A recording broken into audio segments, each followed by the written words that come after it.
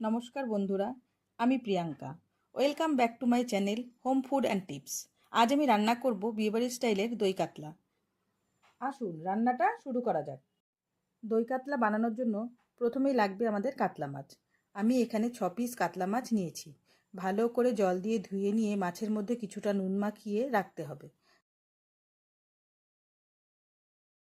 এরপর একটি বাটিতে কিছুটা কাজু বাদাম, 1 চামচ মৌরি আর 2 থেকে আড়াই চামচ পোস্ত দিয়ে জল দিয়ে ভালো করে ভিজিয়ে কিছুক্ষণ রেখে দিতে হবে। গ্যাসে কড়াই বসিয়ে গরম করতে দিতে হবে। তাতে দিয়ে দিতে হবে সর্ষের তেল।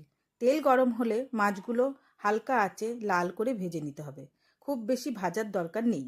এবার ওই তেলে কয়েকটা এলাচ, লবঙ্গ, সামান্য জিরে, 2টো শুকনো লঙ্কা আর তেজপাতা ফোড়ন দিতে হবে। ফোড়নটা থেকে সুন্দর গন্ধ বের হলে তাতে দিয়ে দিতে হবে 2টো মাঝারি সাইজের পেঁয়াজ বাটা। পেঁয়াজ বাটা খুব ভালো করে ভেজে নিতে হবে।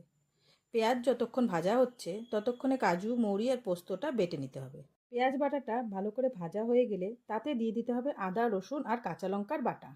খুব ভালো করে ভেজে নিতে হবে। তার মধ্যে দিতে হবে সামান্য জিরে গুঁড়ো, সামান্য ধনে গুঁড়ো। এইবার ওই কাজু, পোস্ত, মৌরি বাটাটা দিয়ে দিন। মিক্সির কৌটোতে বেশ খানিকটা মশলা লেগেছিল। আমি তার মধ্যে কিছুটা জল মিশিয়ে সেটাও তার মধ্যে দিয়ে দিলাম।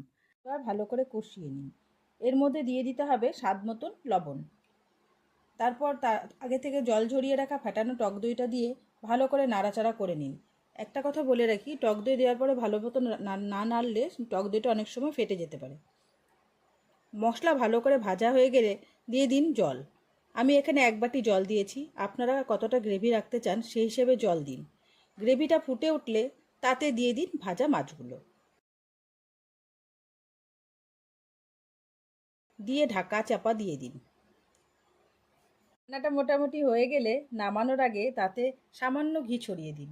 হয়ে গেল বিয়েবাড়ির স্টাইলের দই কাতলা। এবার এটা গরম গরম ভাত বা পোলাওয়ের সাথে আপনারা পরিবেশন করতে পারেন।